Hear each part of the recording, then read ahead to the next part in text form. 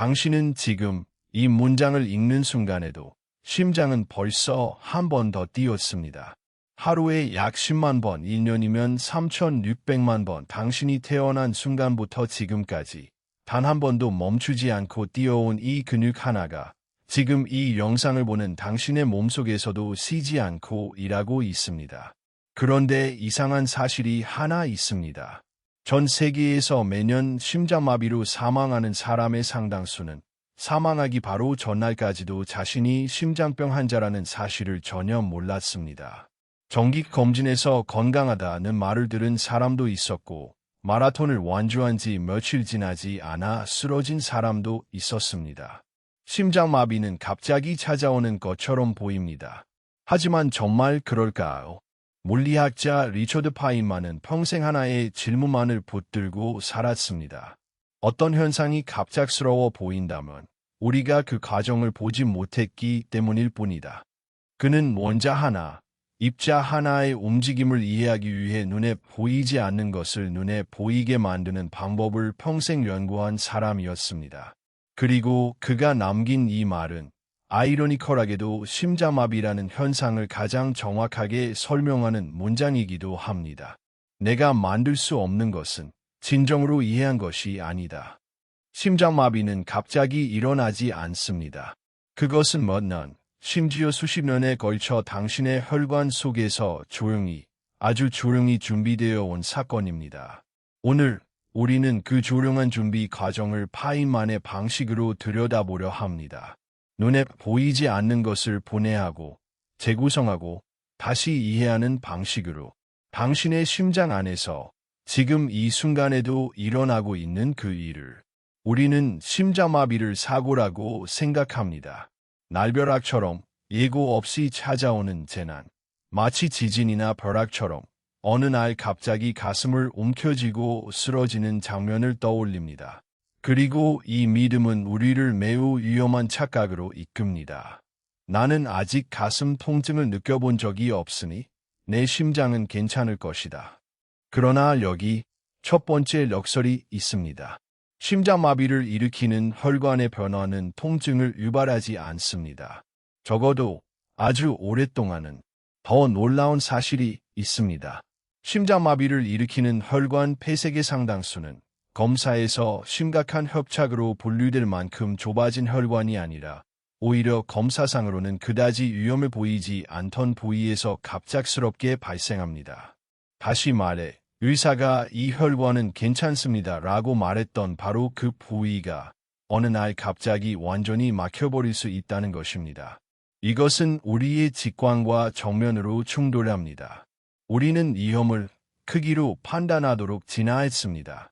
큰 뱀이 작은 뱀보다 위험하고 깊은 상처가 얕은 상처보다 위험하다고 생각합니다. 그래서 우리는 자연스럽게 많이 막힌 혈관이 조금 막힌 혈관보다 위험하다고 믿습니다. 그런데 심장은 그렇게 작동하지 않습니다.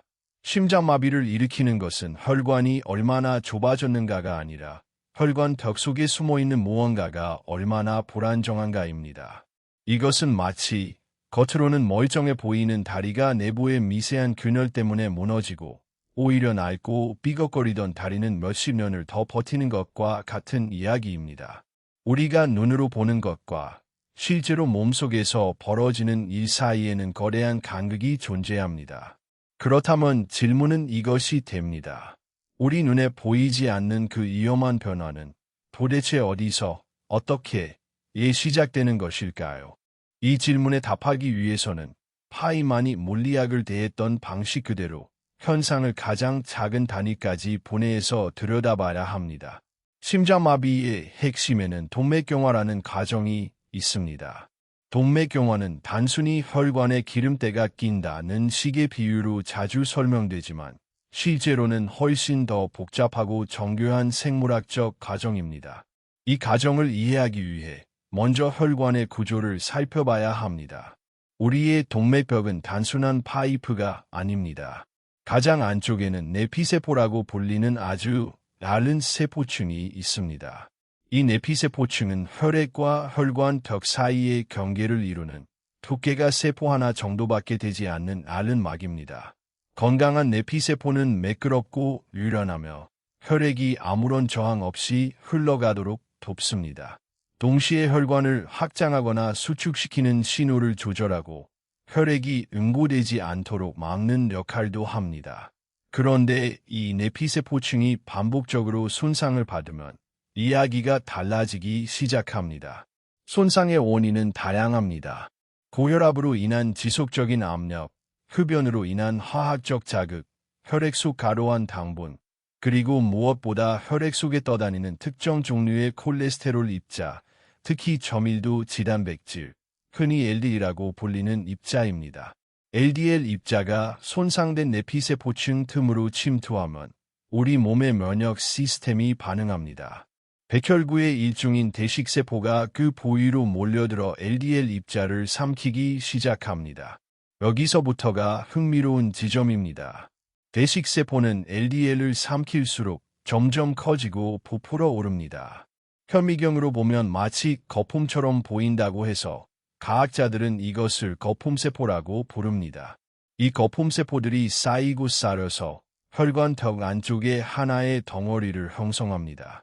이것이 바로 플라크입니다.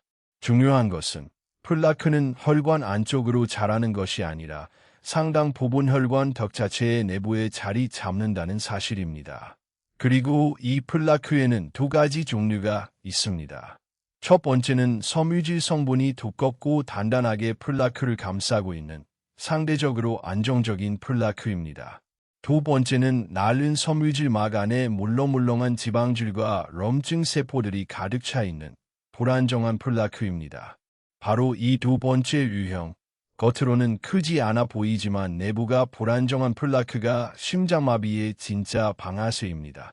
혈관 조령술 같은 검사는 혈관의 내부 지름, 즉 혈액이 흐르는 통로가 얼마나 좁아졌는지를 보여줍니다. 하지만 이 검사는 혈관턱 안쪽에 숨어있는 플라크의 질감까지는 보여주지 못합니다. 다시 말해, 혈관이 30%밖에 좁아지지 않았더라도 그 안에 불안정한 플라크가 자리하고 있다면 이는 70% 좁아졌지만 안정적인 플라크보다 훨씬 위험할 수 있습니다. 이것이 바로 우리가 앞서 마주했던 력설의 과학적 뿌리입니다. 그렇다면 이 불안정한 플라크는 어떻게 심장마비로 이어질까요?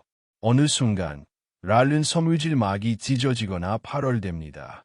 그러면 플라크 내부의 물질이 혈액과 직접 접촉하게 되고 우리 몸은 이것을 상처로 인식합니다. 상처를 인식한 몸은 즉시 혈액 응고 시스템을 가동합니다. 혈소판들이 몰려들고 순식간에 혈전, 즉 피떡이 형성됩니다. 문제는 이 혈전이 이미 좁아져 있던 혈관을 순식간에 완전히 막아버릴 수 있다는 것입니다. 심장 근육으로 산소와 영양분을 공급하던 혈류가 차단되면 그 부위의 심장 근육세포들은 몇 분 안에 산소 부족 상태에 빠지고 시간이 지체될수록 돌이킬 수 없는 손상, 즉 괴사가 시작됩니다. 이것이 바로 심장마비, 의학적으로는 급성 심근경색이라 불리는 사건의 실체입니다. 중요한 것은 이 모든 과정이 단 하루 만에 일어난 일이 아니라는 점입니다. 플라크가 자라나는 데는 수년, 심지어 수십 년이 걸립니다. 파열이라는 마지막 사건만이 극적으로 보일 뿐, 그 전까지의 과정은 철저히 조용하고 철저히 점진적입니다. 여기서 질문을 하나 던져야 합니다. 우리의 몸은 원래 무엇을 위해 설계되었는가? 인간의 심혈관 시스템은 지난 몇백만 년 동안 특정한 환경에 맞춰 다듬어져 왔습니다. 그 환경은 지금 우리가 살고 있는 도시, 사무실, 자동차, 배달 음식의 세계와는 완전히 달랐습니다. 수렵과 채집으로 살아가던 인류의 조상들을 떠올려 봅시다. 그들의 하루는 신체 활동으로 가득했습니다. 먹을 것을 찾아 걷고, 사냥을 하고, 도망치고, 나무를 오르는 일이 삶의 기본값이었습니다. 반면 음식은 항상 부족했습니다. 지방과 당분이 풍부한 음식은 매우 드물게, 아주 귀하게 얻을 수 있는 자원이었습니다. 이런 환경에서 우리 몸은 두 가지 전략을 진화시켰습니다. 첫째, 지방과 당분을 만나면 최대한 효율적으로 저장하는 능력.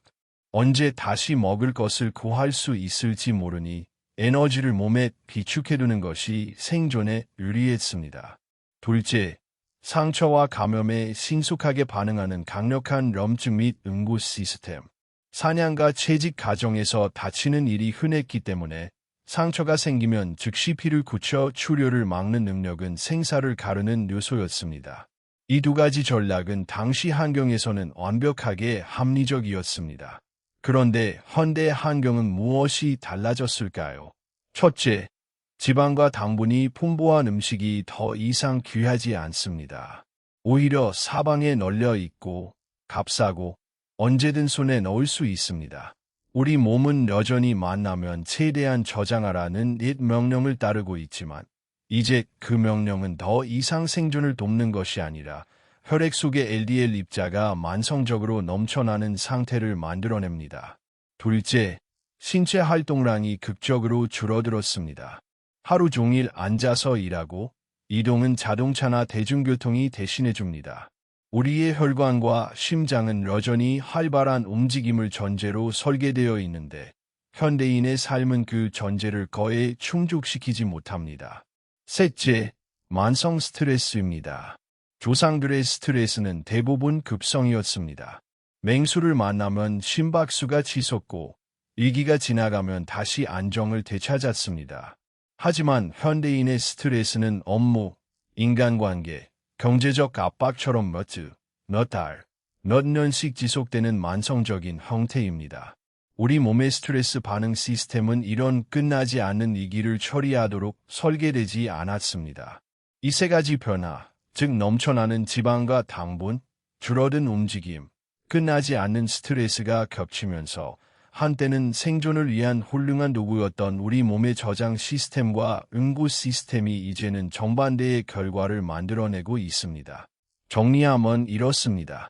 우리의 혈관은 가끔 있는 상처를 응급하게 처리하도록 설계되었지 매일 반복되는 만성적인 내피 손상을 견디도록 설계되지 않았습니다. 우리의 지방 저장 시스템은 드물게 찾아오는 풍요를 최대한 활용하도록 설계되었지 매일 반복되는 과잉 섭취를 감당하도록 설계되지 않았습니다. 심장마비는 어떤 의미에서 오래된 생존 전략이 새로운 환경과 충돌하면서 발생하는 불일치의 결과입니다. 우리 몸이 고장난 것이 아닙니다. 우리 몸은 지금도 완벽하게 작동하고 있습니다. 다만 그 작동의 대상이었던 환경이 사라졌을 뿐입니다. 이제 이 불일치가 실제로 몸속에서 어떤 사슬을 만들어내는지 그 인과관계를 하나씩 따라가 보겠습니다. 벌프 행동에서 생물학적 변화로 벌프 지속적으로 고지방, 고당분 식사를 하고 신체 활동이 부족하며 만성 스트레스에 노출된 사람의 혈액을 상상해 봅시다. 혈액 속에는 LDL 입자가 평소보다 많이 떠다니고 있습니다. 동시에 만성 스트레스는 코르티솔이라는 호르몬의 분비를 지속적으로 자극합니다. 코르티솔은 원래 급성 위기 상황에서 혈당을 빠르게 끌어올려 에너지를 공급하는 역할을 하지만 만성적으로 높은 코르티솔 수치는 혈압을 올리고 혈관 내피세포의 기능을 서서히 저하시킵니다. 여기에 흡연이나 고혈압 같은 요인이 더해지면 혈관 내피세포층은 반복적으로 미세한 손상을 입습니다. 벌프 생물학적 변화에서 생리학적 결과로 벌프 손상된 내피세포 틈으로 LDL 입자가 침투하고 앞서 설명한 대로 대식세포가 몰려들어 거품세포를 형성하며 플라크가 자라기 시작합니다. 이 과정에서 중요한 것은 럼증입니다. 우리 몸은 플라크를 일종의 만성적인 침입자로 인식하고 지속적으로 럼증 반응을 일으킵니다. 럼증은 원래 상처를 치유하기 위한 응급 시스템이지만 이 경우에는 꺼지지 않는 경고음처럼 계속 울리면서 오히려 플라크를 더 불안정하게 만듭니다. 럼증 세포들이 분비하는 특정 효소들은 플라크를 감싸고 있는 섬유질막을 얇게 만드는 작용을 합니다. 마치 튼튼한 가죽 가방이 계속되는 마찰로 서서히 닳아 얇아지는 것과 비슷합니다. 벌프 생리학적 결과에서 장기적 효과로 벌프 이 상태가 수년간 지속되면 혈관 곳곳에 크고 작은 플라크가 자리 잡게 됩니다. 어떤 플라크는 안정적으로 굳어져 오랫동안 별다른 문제를 일으키지 않을 수도 있습니다. 하지만 앞서 설명한 것처럼 랄른막에 물렁한 내용물을 가진 불안정한 플라크는 언제든 파열될 준비가 되어 있습니다. 여기에 결정적인 순간이 더해집니다. 갑작스러운 신체적 스트레스, 극심한 감정적 흥분, 격렬한 신체 활동, 혹은 혈압이 급격히 오르내리는 순간 혈관 벽에 가해지는 물리적 압력이 순간적으로 커집니다. 이 압력이 이미 약해질 대로 약해진 플라크에 얇은 막을 짓는 마지막 방아쇠가 될 수 있습니다. 막이 찢어지는 순간 혈액은 플라크 내부의 지방질과 조직 인자라는 물질에 직접 노출되고 혈액 응고 시스템이 폭발적으로 활성화됩니다. 혈소판들이 순식간에 응집하며 혈전을 만들고 이 혈전이 이미 좁아진 혈관을 완전히 막아버립니다. 혈류가 차단된 심장 근육 부위는 산소와 영양분을 공급받지 못하고 세포들은 무산소 대사로 전환하며 젖산이 축적되기 시작합니다. 이 상태가 지속되면 세포막이 손상되고 세포 내부의 물질들이 혈액 속으로 새어나오기 시작합니다. 이것이 병원에서 심장마비를 진단할 때 확인하는 특정 효소 수치 상승의 원인입니다. 시간이 곧 생명이라는 말은 이 순간 문자 그대로의 진실이 됩니다. 혈류 차단이 오래 지속될수록 더 많은 심장 근육 세포가 돌이킬 수 없는 괴사 상태에 빠지기 때문입니다. 이렇게 보면 심장마비는 하나의 사건이 아니라 하나의 사슬입니다. 만성적인 생활습관에서 시작해 세포 단위의 변화를 거쳐 혈관 구조의 변형으로 이어지고 마지막에 극적인 순간으로 폭발하는 사슬. 여기서부터는 하인만이 가장 사랑했을 법한 층위로 들어갑니다. 생물학을 넘어 순수한 물리학의 영역입니다. 혈액이 혈관을 흐르는 방식은 단순한 배관 속 물의 흐름과는 다릅니다. 이것을 설명하는 물리학적 개념 중 하나가 혈류역학입니다. 혈관 속을 흐르는 혈액은 관벽의 전달 능력이라는 힘을 가합니다. 쉽게 말해 흐르는 혈액이 혈관 벽을 문지르는 듯한 마찰력입니다. 여기서 흥미로운 사실이 등장합니다. 이 전달 능력은 혈관의 모든 부위에서 동일하지 않습니다. 혈관이 곧게 뻗은 구간에서는 혈액이 대체로 일정한 방향으로 층을 이루며 매끄럽게 흐릅니다. 이런 흐름을 물리학에서는 층류라고 부릅니다. 층류 상태에서는 전달 능력이 적당하고 일정하게 유지되며 이는 오히려 혈관 내피세포를 건강하게 유지하는 신호로 작용합니다. 문제는 혈관이 갈라지는 분지점이나 굽어지는 구간입니다. 이런 지점에서는 혈액의 흐름이 흐트러지면서 소용돌이가 생기고 방향이 불규칙하게 바뀌는 난류에 가까운 흐름이 만들어집니다.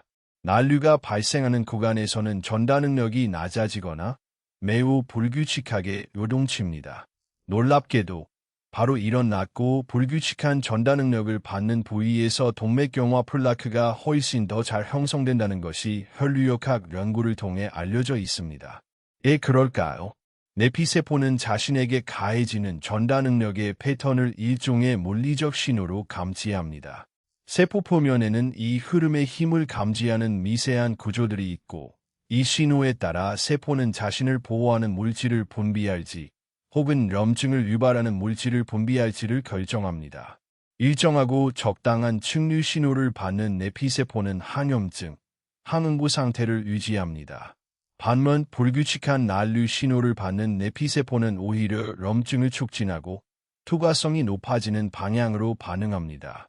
다시 말해 심장에서 뻗어나온 관상동맥, 그 중에서도 특히 갈라지고 굽어지는 지점들이야말로 물리적 흐름의 원리에 의해 애초부터 플라크가 자라나기 더 쉬운 취약 지점으로 정해져 있다는 것입니다. 이것은 마치 가물이 굽이치는 지점에서 유독 토사가 쌓이는 것과 비슷한 원리입니다. 물의 흐름이 바뀌는 곳에서 물질이 쌓이는 것은 생물학이 아니라 유체의 물리 법칙이 만들어내는 결과입니다. 여기에 하나의 원리를 더 살펴볼 필요가 있습니다. 바로 압력과 관지름의 관계입니다. 물리학의 기본 원리에 따르면 유체가 흐르는 관의 지름이 좁아질수록 그 지점을 통과하는 유체의 속도는 빨라지고 간 벽에 가해지는 압력의 패턴도 달라집니다. 플라크가 자라면서 혈관의 내부 지름이 점점 좁아지면 그 좁아진 지점을 지나가는 혈류의 속도와 압력 패턴에도 변화가 생깁니다. 이는 다시 그 부위의 전달 능력 패턴을 바꾸고 플라크의 성장과 불안정화에 다시 영향을 미치는 일종의 피드백 고리를 형성합니다. 즉, 플라크는 혈관의 형태를 바꾸고 바뀐 형태는 다시 혈류의 물리적 성질을 바꾸며 바뀐 물리적 성질은 다시 플라크의 운명에 영향을 미칩니다. 파이만이라면 이렇게 말했을지도 모릅니다. 눈에 보이는 하나의 결과 뒤에는 언제나 서로 맞물려 돌아가는 여러 층위의 원인이 숨어 있다고. 심장마비라는 하나의 사건은 생물학적 신호와 유체역학적 힘이 끊임없이 대화를 주고받은 끝에 도달한 결과입니다. 그런데 이 모든 이야기에서 우리는 아직 한 가지 중요한 조각을 다루지 않았습니다. 바로 뇌입니다. 심장은 독립적으로 뛸 수 있는 장기입니다.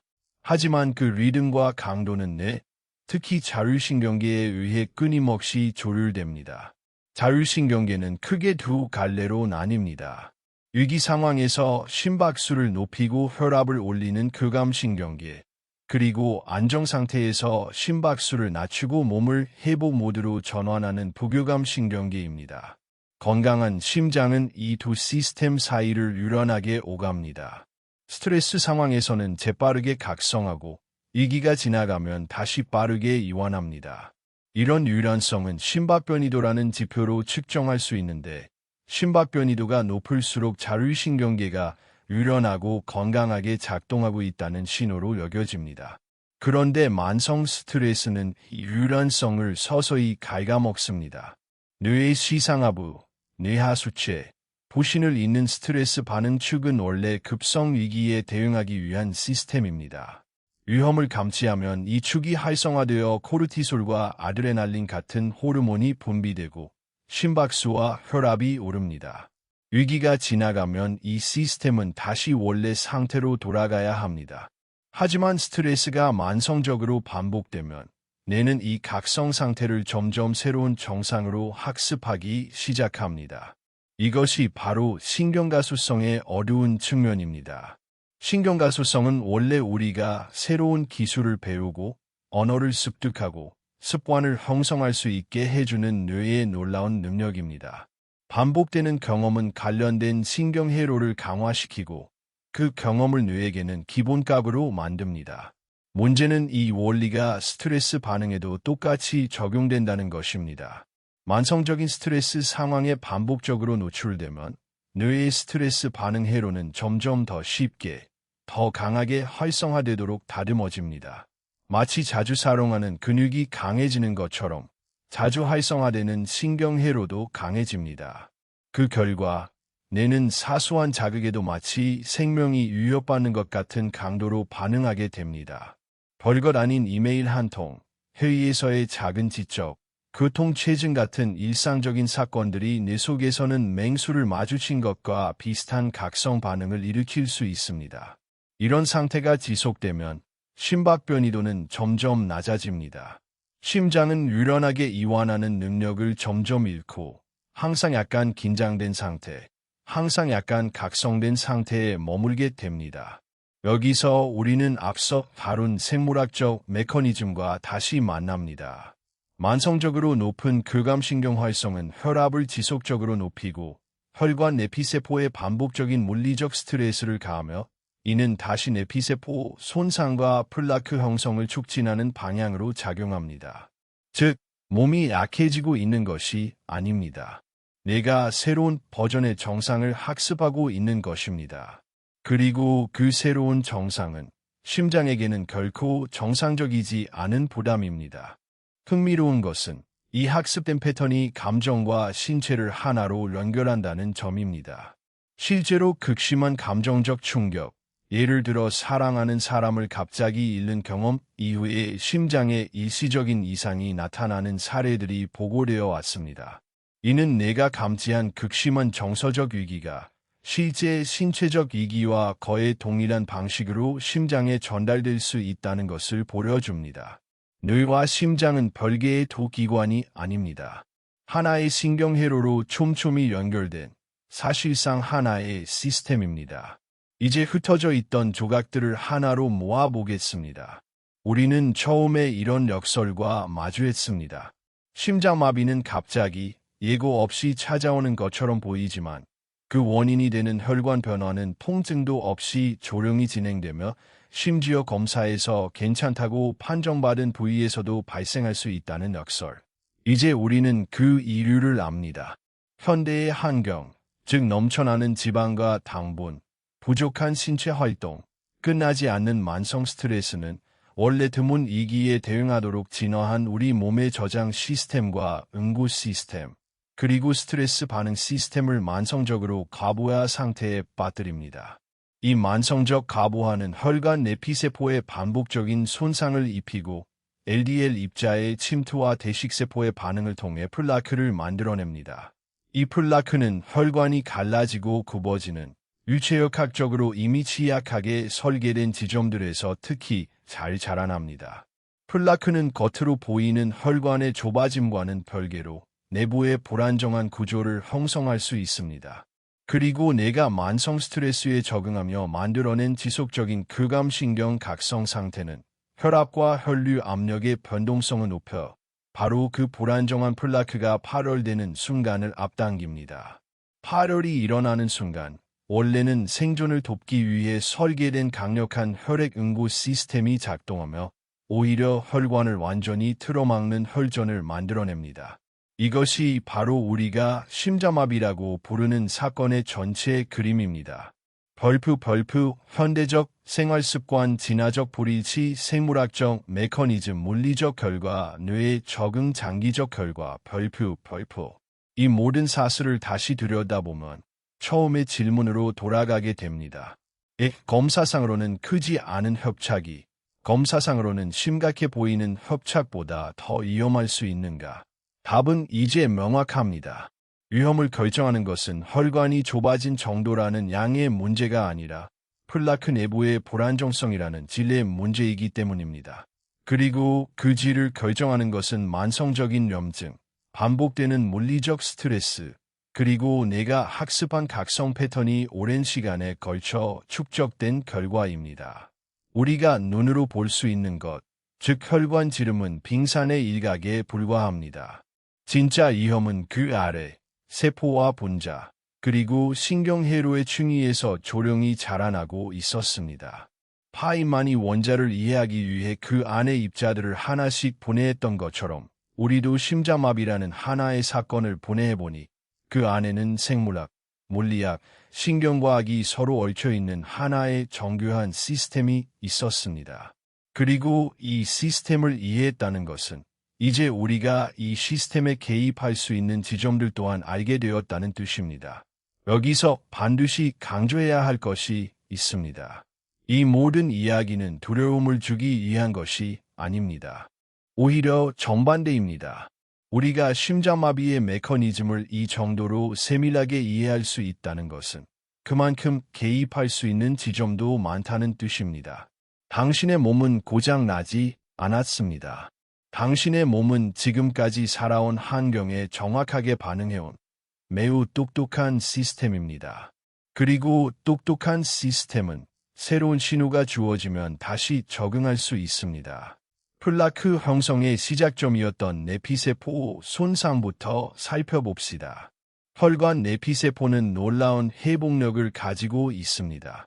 혈압을 관리하고 혈중 LDL 수치를 낮추고 금연을 하는 것만으로도 내피세포는 시간이 지나며 점차 건강한 기능을 회복할 수 있다는 것이 여러 연구를 통해 확인되어 왔습니다. 신체 활동, 특히 규칙적인 유산소 운동은 혈류의 패턴 자체를 바꿉니다. 앞서 이야기했던 측류, 즉 안정적이고 일정한 혈류 신호를 만들어내는데 운동이 실질적으로 도움이 된다는 것이 알려져 있습니다. 규칙적으로 움직이는 몸은 혈관에게 지금은 안전한 환경이다 라는 물리적 신호를 지속적으로 보내는 셈입니다. 식습관의 변화도 강력한 도구입니다. 포화지방과 정제된 당분의 섭취를 줄이고 채소와 통곡물, 건강한 지방을 늘리는 식습관은 LDL 수치를 낮추고 전신염증 수준을 완화하는 데 도움이 된다는 것이 폭넓게 연구되어 있습니다. 그리고 무엇보다 뇌의 적응입니다. 신경가소성이 만성 스트레스로 인한 과도한 각성 상태를 만들어냈다면 같은 신경가소성의 원리를 통해 그 상태를 되돌리는 것도 가능합니다. 규칙적인 수면, 의식적인 이완 훈련, 명상이나 호흡 훈련과 같은 활동들이 자율신경계의 균형을 회복시키고 심박변이도를 개선하는 데 도움이 된다는 연구 결과들이 축적되고 있습니다. 이는 뇌에게 위기가 끝났다는 신호를 반복적으로 보내는 훈련이라고 할 수 있습니다. 중요한 것은 이 모든 변화가 극적이거나 즉각적일 필요는 없다는 점입니다. 플라크가 수십 년에 걸쳐 조령이 쌓였던 것처럼 회복 역시 조령하고 점진적인 과정입니다. 하루의 산책, 한 끼의 식사, 하룻밤에 충분한 수면 하나하나는 작아 보이지만 그것들이 반복되면서 혈관 내피세포에게 그리고 당신의 뇌에게 조금씩 다른 신호를 보내기 시작합니다. 당신은 부서진 존재가 아닙니다. 당신의 몸은 지금까지의 환경에 적응해온 것뿐이고 학습된 것은 다시 학습될 수 있습니다. 그리고 그 재학습의 첫걸음은 오늘 이 순간 아주 작은 습관 하나를 바꾸는 것에서 시작될 수 있습니다. 리처드 파이만은 언젠가 이렇게 말한 적이 있습니다. 내가 만들 수 없는 것은 진정으로 이해한 것이 아니다. 그는 이 말을 물리학에 대해 했지만 어쩌면 이 말은 우리의 몸에 대해서도 똑같이 적용될지 모릅니다. 우리는 심장을 그저 뛰는 근육으로만 알고 살아갑니다.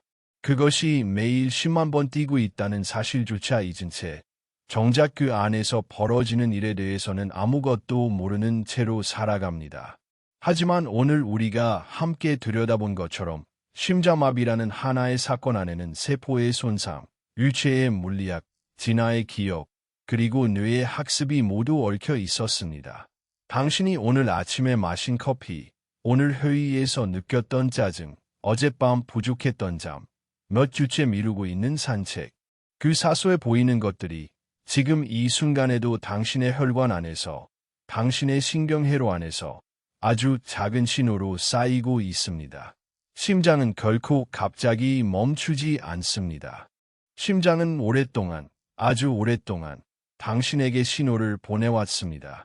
다만 우리가 그 신호를 읽는 법을 배우지 못했을 뿐입니다.